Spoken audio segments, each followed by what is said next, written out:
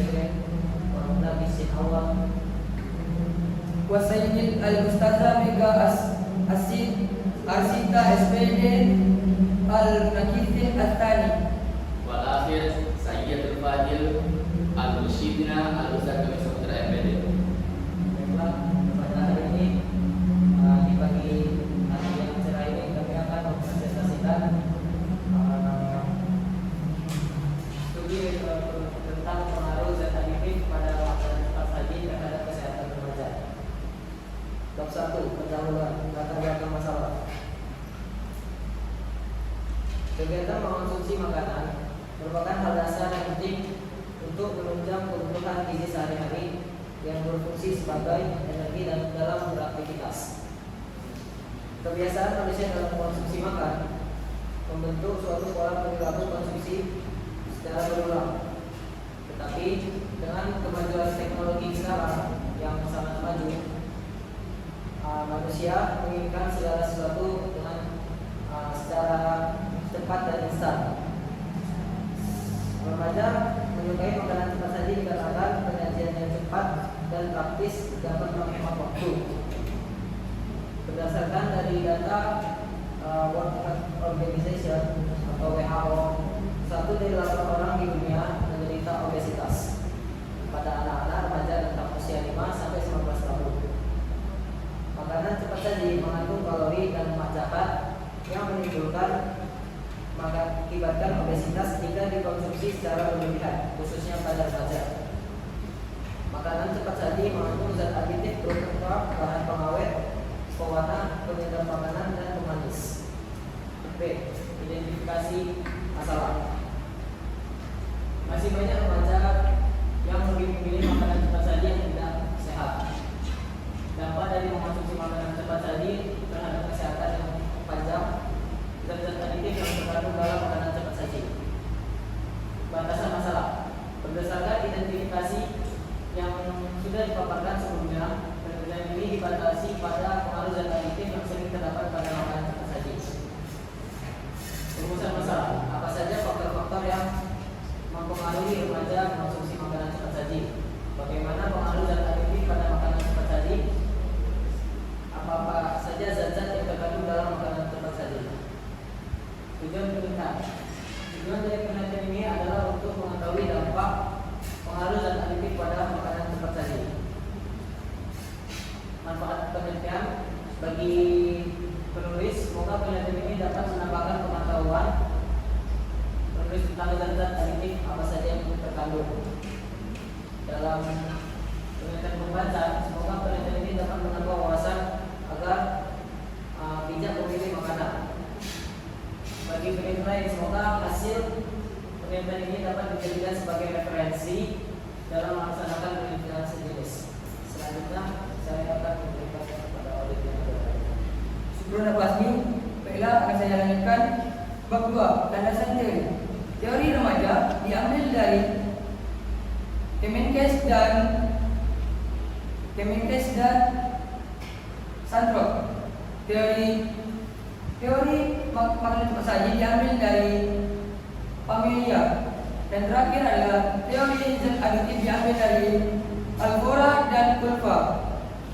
Bab 3, metode penelitian. Jenis penelitian yang digunakan dalam penulisan ini adalah studi perpustakaan atau library research. Untuk menguasai penelitian berikut, kami menggunakan metode analisis konten.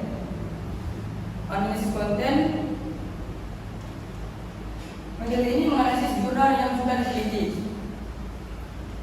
2. Prosedur penelitian. Menurut Z adalah identifikasi topik. 2. Pencarian jurnal. 3. Menentukan batasan masalah. 4. Seleksi sumber. 5. Pembacaan dan pemahaman literatur. 6. Menganalisis dan mengevaluasi bahan bacaan. Dan terakhir adalah mengklasifikasikan bahan bacaan dan memulai menulis laporan. Sumber data pada penelitian kepustakaan ini adalah data sekunder. Data sekunder adalah data yang diperoleh oleh peneliti dari berbagai sumber perpustakaan. Oke, saya kasih lagi ke Desupari, ke Basmi. Teknik pengumpulan data yang digunakan dalam studi perpustakaan. Menurut Sarwono, penelitian perpustakaan adalah studi yang mempelajari berbagai buku referensi hasil penelitian sebelumnya yang sejenis. Teknik analisis data. Teknik ini menggunakan metode analisis yang merupakan metode penelitian yang digunakan untuk menganalisis teks atau isi dari dokumen-dokumen tersebut. Teknik pengabsahan data. Teknik ini adalah proses atau strategi yang digunakan untuk memastikan keandalan dan keabsahan data yang dikumpulkan dalam penelitian dalam mengembangkan manipulasi sumber data. Selanjutnya saya akan memberikan kepada Zainul Fadil. Surat Basmi. Baiklah, saya akan lanjutkan bab 4 hasil dan pembahasan. Hasil dari cuma satu, yaitu saat kita sering digunakan pada haji. Yang kedua yaitu dampak pada kesehatan.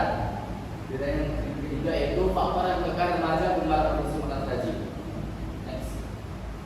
Ini yaitu hasil penelitian dan jurnal 2, yaitu peneliti meneliti dampak makanan haji terhadap kesehatan secara umum. Oke. Sekarang masuk ke pembahasan. Jurnal pertama. Saat kita sering ditemukan pada makanan haji yaitu MSG bagi penyedap setelah makan sekaret sebagai pemanis. MSG atau bahan penyedap sering ditemukan pada makanan tersaji dan dapat memberikan efek seperti pusing, mual maupun jantung berdebar. Karena sifat dan toksin dari MSG ini mendorong FAO dan WHO untuk mengumumkan acceptable daily intake atau ADI untuk membatasi konsumsi harian dari MSG, yaitu 120 mg per kilo badan. Dan selain WHO, Badan Ekonomi Hotel Indonesia juga mengecualikan MSG dari daftar bumbu karena sifatnya yang merugikan bagi tubuh.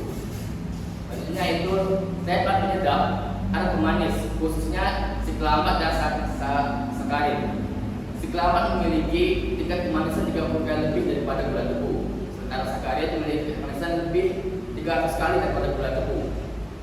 Konsumsi hal pemanis secara berlebihan dapat mengakibatkan obesitas dan diabetes. Oleh karena itu, pemerintah membatasi manis ini dalam peraturan Menteri Kesehatan. Nah, yaitu ada faktor-faktor yang menyebabkan remaja mengonsumsi makanan haji. Yang pertama ada faktor teman sebaya. Remaja sering diajak oleh temannya untuk mengonsumsi makanan haji. Yang kedua ada faktor pengetahuan. Pengetahuan yang dimiliki remaja terhadap makanan haji mendorong mereka untuk mengonsumsi makanan haji. Yang ketiga yaitu ada tempat nyaman. Remaja sering menjadikan restoran makanan haji sebagai tempat berkumpul dan bercengkrama. Dan yang ketiga yaitu ada rasa enak. Nah, penambahan MSG dan pemanis pada makanan haji mengakibatkan remaja memiliki rasa gurih dan memiliki makanan seperti tersebut. Selanjutnya ada fakta praktis. Remaja yang menginginkan segala hal serba praktis mengemari makanan haji karena penyajiannya yang cepat dan praktis. Selanjutnya uang saku yang berhubungan dengan harga yang murah. Makanan seperti haji memiliki harga yang murah, yang besar, dan sering diberikan diskon. Juga berkaitan dengan uang saku, keterbatasan uang saku yang dimiliki oleh remaja. Maka dari itu remaja memilih makanan seperti haji. Dan terakhir ada merek makanan seperti haji. Kepopuleran suatu merek makanan haji bisa memberi pengaruh atas remaja memilih makanan haji. Selanjutnya ada pembahasan jurnal 2. Penyakit yang ditimbulkan dari makanan cepat saji. Mengkonsumsi makanan cepat saji dapat memberikan beberapa masalah kesehatan. Di antaranya yaitu pertama, kelebihan terkadang obesitas. Yang kedua, meningkatkan faktor resiko diabetes. Yang ketiga, meningkatkan faktor resiko kanker. Yang keempat, meningkatkan faktor resiko hipertensi. Yang kelima, meningkatkan faktor resiko penyakit jantung. Dan keenam, meningkatkan faktor resiko stroke. Menurut Laksono dan kawan-kawan, dampak-dampak yang ditimbulkan dari makanan pas haji tidak terlepas dari bahan atau zat yang terkandung dalamnya. Nah, dari jurnal ini dapat disimpulkan bahwa dampak-dampak yang ditimbulkan dari makanan pas haji merupakan hasil dari zat yang dalamnya. Ini ada bab 5 untuk kesimpulan dari penelitian dan pembahasan yang telah dilakukan. Makanan cepat saji yang mengandung zat-zat aditif dapat memberikan dampak bagi kesehatan, khususnya remaja. Remaja yang mempunyai makanan saji ini tidak terlepas dari beberapa faktor-faktor yang mendukung. Artinya ada syarat bagi pembaca. Syarat bagi pembaca itu agar lebih bijak dalam memilih makanan, karena makanan yang dikonsumsi dapat memberi pengaruh bagi kesehatan. Yang kedua, bagi produsen makanan saji untuk lebih membatasi penggunaan zat aditif pada makanan yang diproduksi. Mungkin sekian dari kami. Syukran hasan minna. Assalamualaikum warahmatullahi wabarakatuh. Waalaikumsalam warahmatullahi wabarakatuh.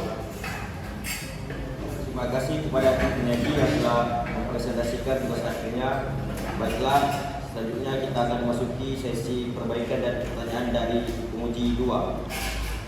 Sebelum itu, setiap penguji memberikan pertanyaan maksimal 20 menit. Pada penguji 2, Ustazah Mega Acita, kami persilakan.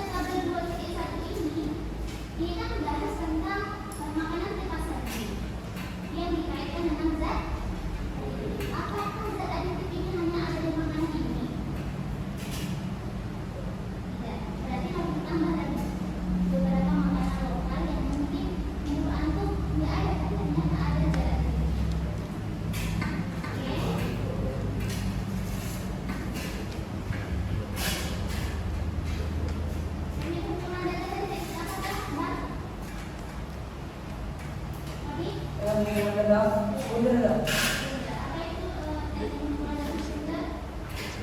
Dan pengumuman data sekunder adalah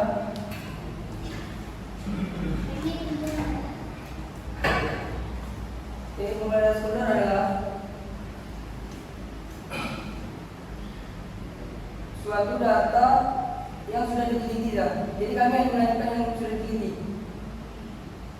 Jadi kalau teknik pengumpulan data dengan perpustakaan itu apa bedanya?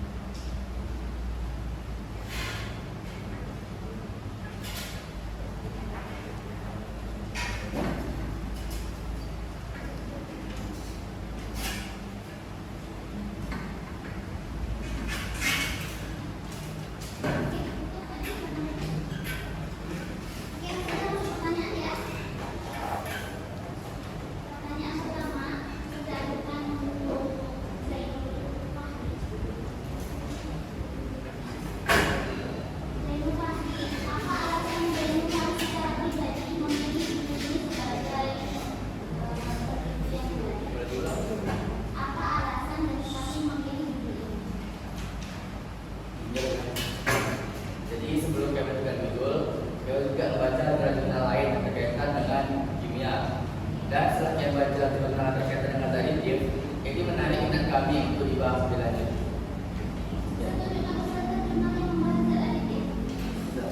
Ceritanya dua.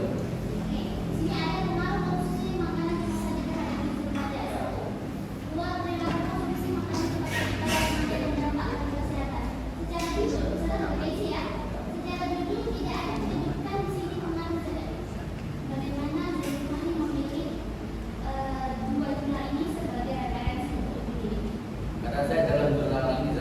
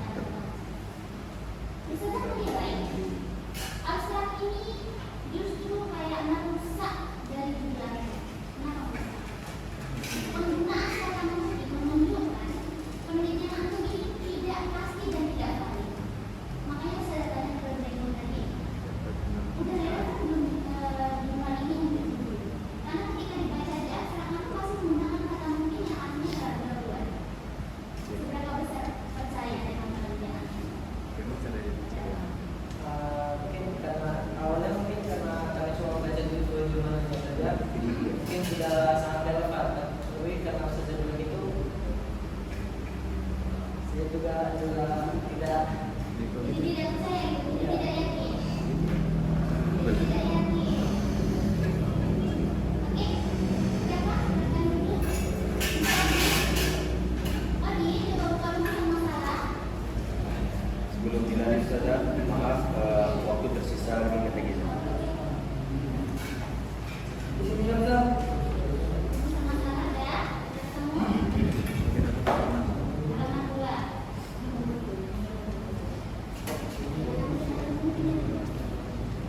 Halaman 2 itu ada.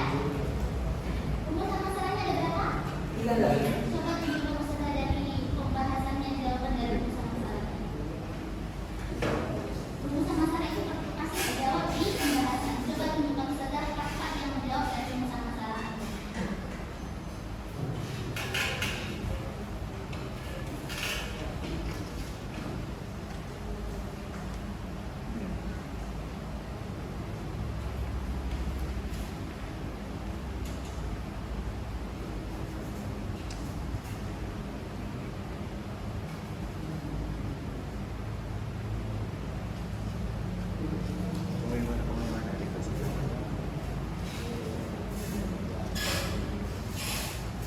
Kalau tidak dijawab tidak di Coba nomor 2 ya.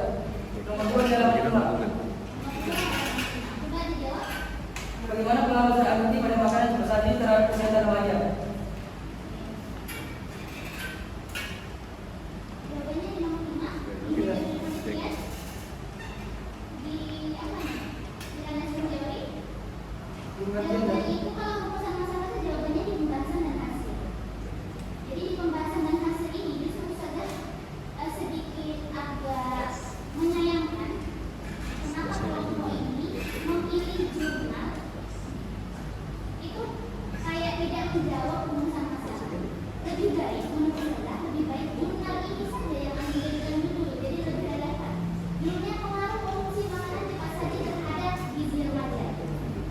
Tapi di pembahasan Antum tidak membahas tentang zat aktif secara rinci, tapi lebih cenderung pada pada bahan guna tentang makanan cepat saji, faktor anak suka makan makanan cepat saji, tapi zat aktifnya pengaruhnya tidak begitu dibahas.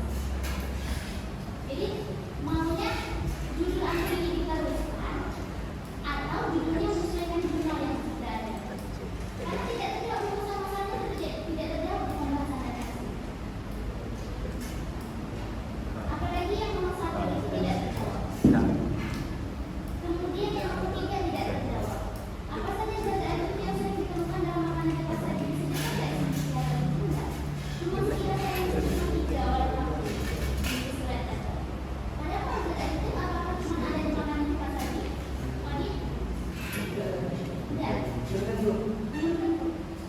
Jadi tidak semua makanan cepat saji ada adiktif atau semua makanan pasti ada zat adiktifnya.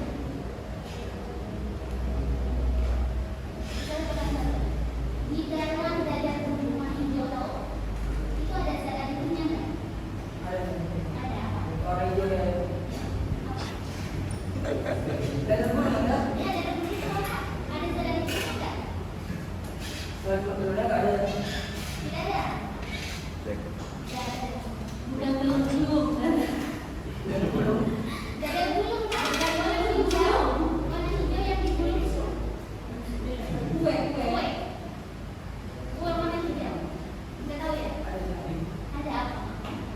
Warna. Pewarna. Oke, pewarna. Warnanya apa kalau dalam bahasa ini?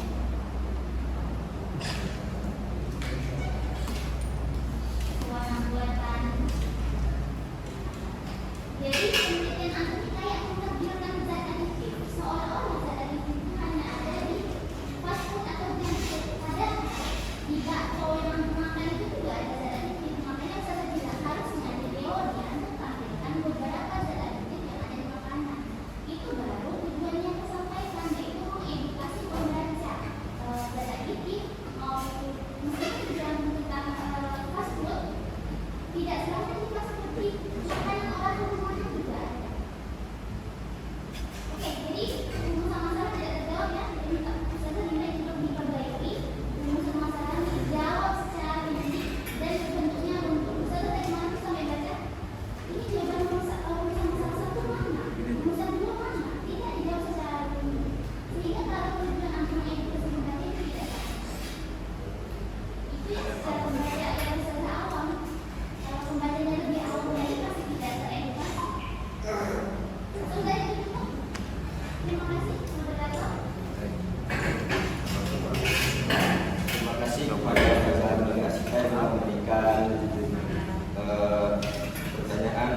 perbaikan. Selanjutnya kita akan masuk di sesi kedua, yaitu perbaikan dan pertanyaan dari penguji 1. Pada Safwan kami akan silakan. Assalamualaikum warahmatullahi wabarakatuh. Waalaikumsalam. Yang mudah-mudahan lagi ya. Tarik nafas, buang. Oke, kita mulai ya. Ini judulnya tentang studi literatur tentang pengaruh zat aditif pada makanan cepat saji terhadap kesehatan remaja. Adit, apa itu zat aditif? Izin dulu dah. Duduk aja nggak apa-apa.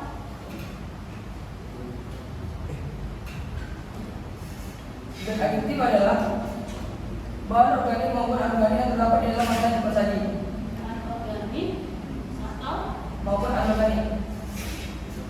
kalau secara bahasa sederhananya, kalau itu kimia banget kan ya, nanti kalau ada jawab itu sederhana. Organik itu apa sih?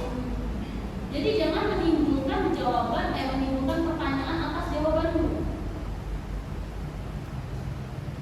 Kalau ada jawab itu, sekarang ada ini nggak tahu nih zat aditif itu apa, aku baca berdasarkan teori itu. Sekarang zat organiknya apa? Zat organik itu apa? Zat non organik itu apa? Atau anorganik itu apa?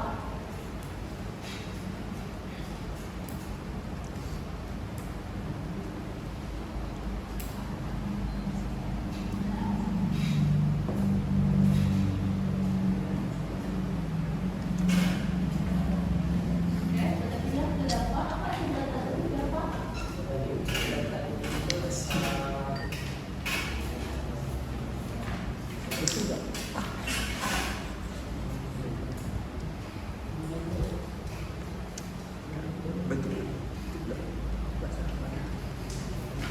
Jadi Fahri, apa itu zat aditif?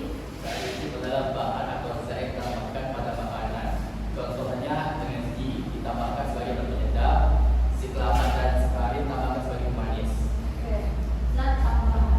Namanya ada aditif, addition, add, berarti penambah. Odit, zat aditif samakah dengan zat adiktif?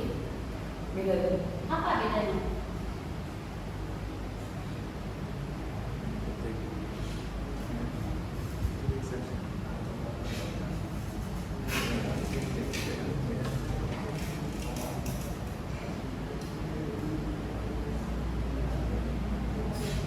Jawab, beda zat aditif dan zat adiktif.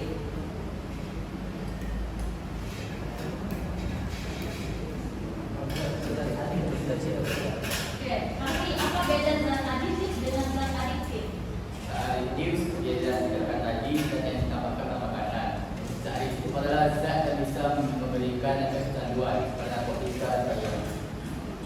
Makanya kamu waktu SMP IPA terpadu belajar narkotika dan zat, narkotika, psikotropika dan zat adiktif lainnya. Ini kalau dari judulnya aja udah nggak tahu kamu zat adiktif. Ini kan kalau dari judul berarti variabel terikatnya adalah zat adiktif. Benar ya, Dami ya. Variabel terikatmu saja kamu nggak paham apa isi judul, maka tadi Zami bilang ini nggak jelas isi dalamnya. Terus dari kata pertama lo baru zat adiktif. Kamu nggak tahu, wajar hasil pembahasanmu nggak jelas jadinya.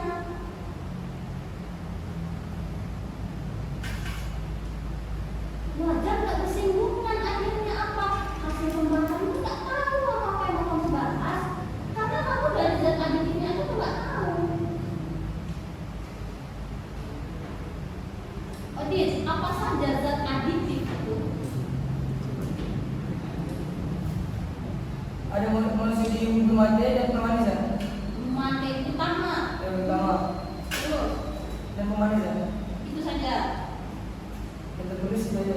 Yang tertulis itu saja. Ada Pak Asmi. Ada penyedap makanan, terus pemanis, rasa juga, rasa makanan seperti kayak itu juga. Terus Itu penyedap namanya, sama aja. kayak Zainul Fahri, apa lagi zat aditif yang lain? Penyedap, pemanis,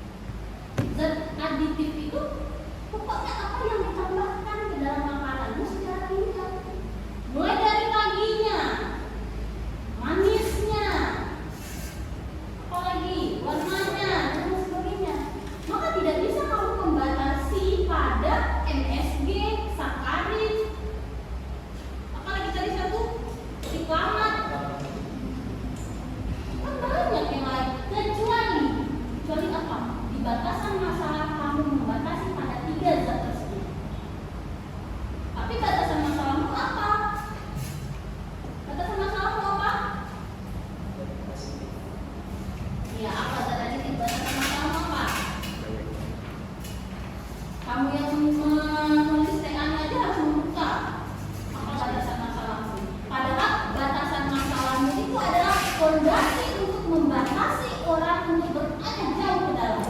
Kalau kayak gini sudah bebas nanya apapun tentang zat aditif.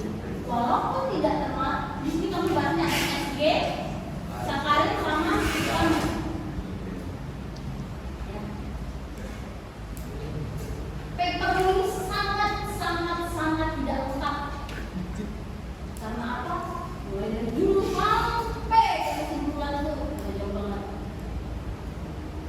Oke, Dava, zat aditif apa yang ada di jurnal pertama?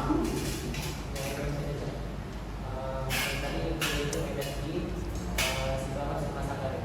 MSG, Silakan sama sakarin. Fahri, zat aditif apa yang ada di jurnal keduanya? Yang kedua dapat dikatakan maka tadinya. Oke, apakah tidak ada dampak di jurnal pertamamu? Ada ya. Pertanyaan Ustazah untuk semuanya. Jadi gunanya jurnal kedua apa? Kalau dampak saja sudah ada di jurnal satu, artinya Ustazah secara pikiran Ustazah bisa katakan jurnal dua ini adalah pikiran mentok karena kamu nggak dapat jurnal satu.